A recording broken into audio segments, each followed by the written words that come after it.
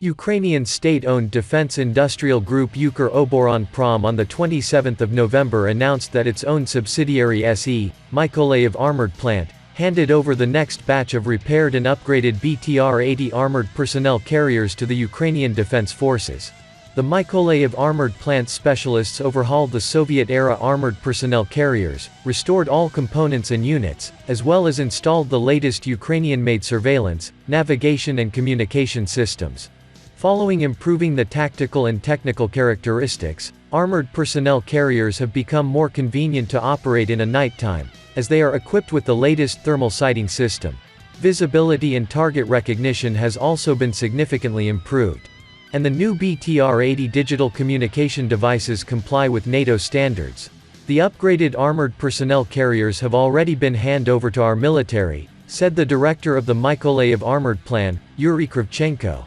The BTR-80 8x8 armored personnel carrier, manufactured by the Arzamas Machinery Construction Plant of Nizhny Novgorod, Russia, is intended to carry personnel on the battlefield and provide close fire support. It can also carry out reconnaissance, combat support and patrol missions. It entered service with the Soviet Army in the late 1980s and has since been used in a number of military conflicts, including UN peacekeeping operations.